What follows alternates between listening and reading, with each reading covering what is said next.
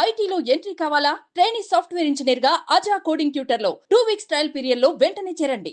Hi hello welcome to Suman TV. నేను మీ Roshan.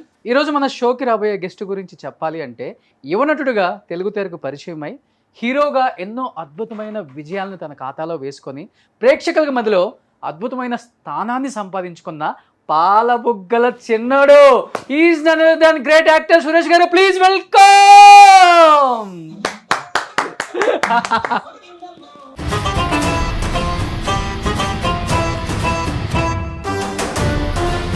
So Suresh గారు 6 అడుగుల ఆజానుభావుడు.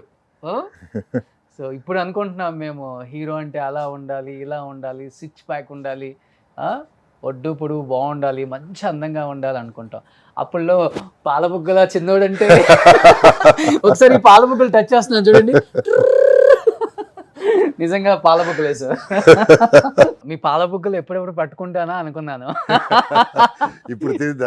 ఇప్పుడు తీరింది. నాకు తెలిసి ఎంతో మంది ఫ్యాన్స్ కూడా ఆశ ఉండుంటుంది. సో పాలబుగ్గలు నిజంగా చెప్తున్నారా, నిజంగా ఉన్నాయా అని. నిజంగా సార్ గ్రేట్. నేను చాలా హ్యాపీగా ఫీల్ అవుతున్నాను ఈరోజు మీతో ఇక్కడ స్క్రీన్ షేర్ చేసుకోవడం. ఎన్ని సినిమాలు చూసుంటాం మీవి. ఓ మై గాడ్, అమ్మోరు, సూరిగాడు, ఇద్దరు మిత్రులు, దొంగ ఆట. ఓ మై గాడ్, అసలుకి ఈ సినిమా ఆ సినిమా అని కాదు, ప్రతి సినిమాలో మీ మార్క్ కనపడింది అందరికి కూడా. సురేష్ గారు ఉంటే సినిమాలో ఒక ఊపు ఉంటుంది అనేది 90s 80s అండ్ 2000 వరకు బాగా చూపించారు అది. ఎలా అనిపిస్తుంది 40 years బ్యాక్ వెళ్ళి చూసుకుంటే? ఓ మై గాడ్, నేనేనా ఇది, ఇంత జర్నీ చేశానా, ఇన్ని సినిమాలు చేశానా, దానికి తోడు ఎంత కష్టపడి ఉంటారు. ఫస్ట్ ఆఫ్ ఆల్ దానికి అదృష్టం, భగవంతుని ఆశీస్సులు కూడా చాలా వరకు ఉన్నాయి. అంటే అందరూ కష్టపడతారు. కొంతమంది తక్కువ కష్టపడతారు, కొంతమంది ఎక్కువ కష్టపడతారు. ఎక్కువ కష్టపడ్డప్పుడు ఎవరు చూడలేదంటే దాన్ని టైం బ్యాడ్ అంటారు. ఎక్కువ కష్టపడి దాన్ని అందరూ చూశారంటే దాన్ని అదృష్టం అంటారు. అంతేగాని కష్టం మీద ఇంపార్టెన్స్ పెట్టరు. బట్ చాలా చాలా కష్టం ఉంది ఎనీ ఫీల్డ్. కానీ ముఖ్యంగా సినిమా రంగం అంటే ఎండనక వాననక మనకు ఎన్ని పర్సనల్ ప్రాబ్లమ్స్ ఉన్నా సినిమాలో నవ్వుతూ, ఎందుకంటే చాలా విషాద విషయాలు జరిగే టైంలో నేను డూయట్ సాంగులు, నేను కామెడీ సీన్స్ చేస్తున్నాను. ఓకే.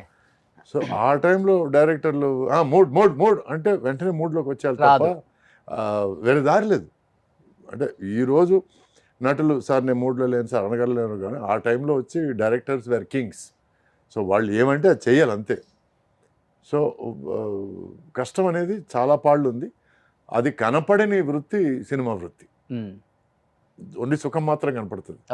ఓన్లీ ఆ వెండి తెరపై అబ్బా ఆహా అది మాత్రం కనపడుతుంది. సో అట్లా కనపడడం కోసం మేము ఇంకా ఎక్కువ కష్టపడాలి. ఇంకా మీరున్నప్పుడు ఇంత టెక్నాలజీ కూడా లేదు కదా. లేదు అప్పుడు దూకమంటే దూకేయడాలు, పడిపోమంటే పడిపోవడాలు. సో అందువల్ల ఒంట్లో ఒక 7-8 పార్ట్లు రీబోరింగ్కి వచ్చాయి. సో వేరే దారి లేదు. ఓకే. అప్పుడంతా గ్లామర్ కింగ్ ప్లే అంటే మంచి ప్లే బాయ్ అవన్నీ పేర్లే కానీ సొమ్ము ఒకటిది సోకూడదు అన్నట్టు చాలా మంది ప్లేలు చేశారు. బాయ్ పేరు నాకే వచ్చింది. ఎందుకని సార్? అంటే ఒకటి, నేను అమ్మాయిల్ని కాస్త వ్యత్యాసంగా చూడను. ఓకే. వాళ్ళని మనుషుల్లాగా చూస్తాను. అండ్ ప్లస్ నేను ఒక 4 కజిన్ సిస్టర్స్తో పాటు పెరిగాను నేను. సో నాకు ఆడవాళ్ళు అంటే బెరుకు జంకు పెద్దగా లేదు. Because I grew up with them. So ఎవరైనా కనపడ్డప్పుడు ఒక కాంప్లిమెంట్తో హలో చెప్పుకోవడాలు, మీరు ఎలా ఉన్నారు, మీతో కలిసి పనిచేయాలి కాబట్టి మనం కొంచెం పరిచయం ఉంటే బాగుంటుంది, సీన్స్లో ఈజీగా ఉంటుంది. ఇలా నేను పరిచయాలు చేసుకొని ముందుకు దూసుకెళ్ళిపోతే మిగతా వాళ్ళు చూసి మాట్లాడేస్తున్నాడు మాట్లాడటమే తప్ప దాన్ని వేరే అర్థాలు తీసేసుకొని I don't find it anything wrong. But మాట్లాడితేనే తప్పు అనుకునే ప్రపంచం ఆ టైంలో. ఈరోజు కొంచెం ఎక్స్పోజర్ పెరిగింది, ఈరోజు boys and girls are friends whatever. But ఆ టైంలో I was very curious and friendship అనేది నాకు చాలా క్యాజువల్గాను చాలా నార్మల్గాను అనిపించింది. ఓకే. సో అందువల్ల ప్లే బాయ్ అనే ఒక బ్యాడ్ ముద్ర ఏమైనా పడిందేమో అంతేగాని. అంటే చాలామంది చెప్తుంటారు సార్, అంటే సరైన గైడెన్స్ లేకపోతే వేరే వేరే కారణాలు తెలియదు కానీ చిరంజీవి గారు, బాలకృష్ణ గారు, నాగార్జున గారు, వెంకటేష్ గారు తర్వాత సురేష్ గారే ఆ స్థానం కైవసం చేసుకునే అంత టాలెంట్ ఉంది, అంత అందం ఉంది, అన్ని సినిమాలు చేశారు. కానీ ఎక్కడో చిన్నపాటు పొరపాటైతే జరిగింది ఆయన లైఫ్‌లో. అదొక మిస్టరీయా ఏంటనేది తెలియదు ఎవరికి కూడా. ఎప్పుడన్నా మీరు అనుకుంటారా? నిజమే కదా ఇదని? నేను బేసిక్‌గా కర్మ సిద్ధాంతాన్ని నమ్ముతానండి. బాగా. మనకి ఏం రాసి పెట్టుందో మనకు అదే దొరుకుతుంది. హ్మ్. అంతేగాని మనకిదే అని రిలాక్స్ అయిపోవడం కంటే ఎప్పటికప్పుడు మనల్ని మనం బెటర్ చేసుకోవడం మంచిదని నేను నమ్ముతాను. మనకు వచ్చే అవకాశాల్లో ఏది మంచి అవకాశం మనం తీసుకోగలమే కానీ మనకు లేని అవకాశాల కోసం తాపత్రయపడితే దానివల్ల పోగొట్టుకున్నది ఎక్కువ జరుగుతుంది. అది నాకు జరిగింది కూడా. ఎందుకంటే నాకు మంచి అవకాశాలు రావడం లేదు, మంచి క్యారెక్టర్స్ రావడం లేదని నేను సినిమా రంగం నిర్మాణంలోకి దిగి దానివల్ల కాస్త డబ్బులు పోగొట్టుకొని ఇవన్నీ కూడా జరిగాయి. సో అప్పుడు నాకు అర్థమైంది ఏమిటంటే మనకి టైం వచ్చినప్పుడు మనకేం రావాలో వస్తుంది తప్ప మనం దాని వెనకాల పరిగెత్తడం కరెక్ట్ కాదు. దానివల్ల మనం పోగొట్టుకున్నది ఎక్కువ ఉంటుంది అనేది అర్థమైంది. ఇది ఎలా ఉంటుందంటే అండి, పులిని చూసి నక్కవాత పెట్టుకున్నట్టు ఉండకూడదు అనేది నా అభిప్రాయం. ఎప్పుడు అనిపించింది సార్ అది మీకు?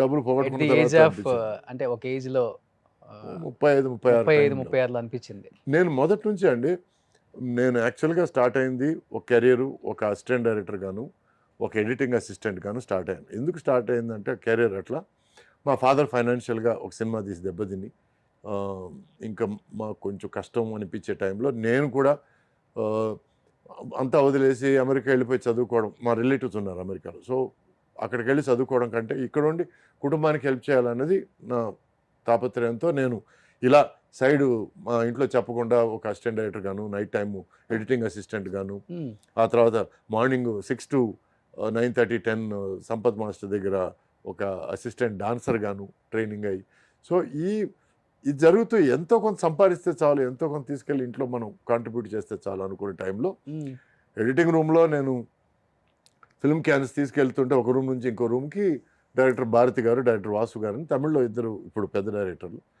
వాళ్ళు చూసి నువ్వు సినిమాలో యాక్ట్ చేస్తున్నావు అని చెప్తే నేను అట్లా నా కెరీర్ స్టార్ట్ అయింది. నేను అప్పుడు ఏమనుకున్నా, చిన్న వేషం ఏమనుకున్నాను, చూస్తే హీరో అని అన్నారు. సో అప్పటికీ నాకు హీరో అర్హతలు ఉంటాయని నాకు తెలియదు. ఎందుకంటే మా ఫాదర్ మొదటి నుంచి కలర్ అంటే కృష్ణ గారి లాగా ఉండాలి, స్టైల్ అంటే నాగేశ్వర గారి లాగా ఉండాలి, టీవీ గాంభీర్యం అంటే ఎన్టీఆర్ గారి లాగా ఉండాలి, నాజుకుతనం అంటే సోహన్ బాబు గారి లాగా ఉండాలి, నువ్వే నీ మొహం చూడు అని కొంచెం మొదటి నుంచి నన్ను కొంచెం మా నాన్నే. అదేంటి, మీరు అందంగానే ఉంటారు కదా సార్. అప్పట్లో ఏముందండి, అప్పట్లో కొంచెం ఆ అడాలసెన్స్లో కొంచెం మొటిమలు అవి పెట్టుకొని కొంచెం లైట్గా దరిద్రంగానే ఉన్నాను నేను చూడడానికి. సో పోను కొంచెం ఏమైనా బెటర్ అవుతావు కానీ ఇప్పటికీ నన్ను ఎవరైనా సార్ మీరు అందగాడు సార్ అంటే నాకు ఎక్కడ మొహం పెట్టుకోవాలి తెలియదు, మోసేస్తున్నారేమో అని చిన్న డౌట్ తప్ప. ఎందుకంటే చిన్నప్పటి నుంచి నాకు ఇచ్చిన ఇన్సెక్యూరిటీ అది, మా ఫాదర్ నాకు ఇచ్చిన ఇన్సెక్యూరిటీ.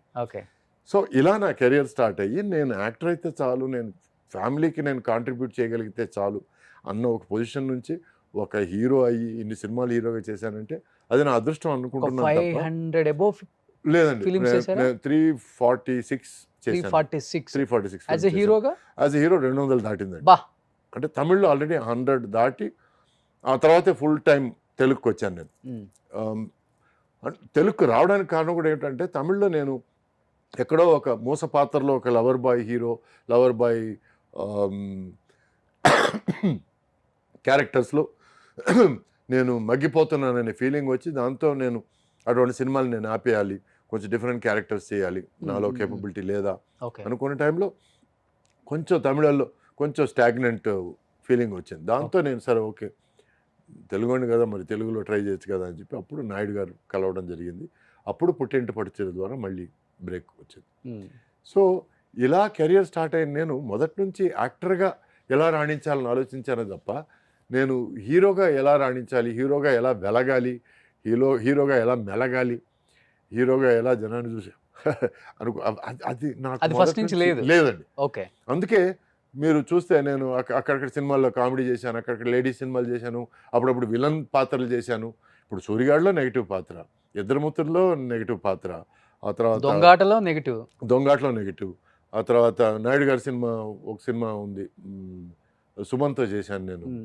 ఆ సినిమా నెగిటివ్ క్యారెక్టర్, దాంట్లో మంచి పేరు వచ్చింది. ఓకే. సో ఇలా మొదటి నుంచి అన్ని రకాల పాత్రలు చేయాలన్న తాపత్రయం ఎక్కువ ఉంది. యాజ్ అన్ యాక్టర్గా ప్రూవ్ చేసుకోవాలన్న తాపత్రయం ఎక్కువ ఉంది తప్ప నేను హీరోగా నేను చిరకాలం ఉండిపోవాలి, నేను ఎప్పుడు డాన్సులు చేస్తూ ఉండాలి, ఎప్పుడు అది కొంతమందికే అది వర్తిస్తుంది. బట్ ప్రేక్షకుల మధ్యలో మటుకు నిలిచిపోయారు సార్, యాజ్ ఎ మంచి హీరోగా నిలిచిపోయారు. అది వాళ్ళ అభిమానం, నా గా. అదృష్టం. అంతేగాని నేను ఎక్కువ ఓవర్ ఎక్స్పెక్ట్ చేయలేదండి. నాకు ఎంత వచ్చిందో అంత నేను తీసుకోవడం బెటర్ అనేది ఒక అండర్స్టాండింగ్కి వచ్చాను నేను. ఓకే. ఇంకా మంచి రోల్స్ చేయాలి, ఇంకా మంచి పర్ఫార్మెన్స్ చేయాలని ఎప్పుడైతే నేను కథలు ఎంచుకొని నేను సినిమాలు తీయాలనుకున్నానో, ఇక్కడ ఇండస్ట్రీలో ఎలా ఉంటుందంటే, మీరు ఒకటి ఆలోచిస్తే పక్కన 10 మంది ఉంటారండి. ఇది కరెక్ట్ కాదండి, మాస్ కోసం ఇది చేయాలండి, క్లాస్ కోసం ఇది చేయాలి, చెడగొట్టే వాళ్ళు ఎక్కువ ఉంటారు. సో మనం ఒక సినిమా తీయాలి, ఈ కథ ఇలాగే అనుకోవడానికి మధ్యలో ఆటంకాలు చాలా ఉంటాయి. ఈ ఆటంకాలు నాకు చాలా జరిగాయి. దానివల్ల డబ్బులు పోగొట్టుకునే పరిస్థితి ఏర్పడింది. అప్పటి నుంచి నేను మనం హీరోగా మనం సినిమాలు తీసుకుంటే దాన్ని బయర్స్ కానీ వేరే దాన్ని కమర్షియల్గా వాడుకునే వాళ్ళు ఎక్కువ వాడుకోవచ్చు అనే ఆలోచన వచ్చింది, అని నిర్ధారణ వచ్చింది. సో దాంతో నేను హీరోగా నేను సినిమాలు చేయకూడదు, ఒకవేళ నేను సినిమాలు చేస్తే కథ నమ్ముకొని మంచి కథను ఎన్నుకొని ఎవరితోనైనా చేయొచ్చు అనే ఫీలింగ్ నాకు కలిగింది. ఆ నిర్ధారణకు వచ్చాను నేను. ఓకే.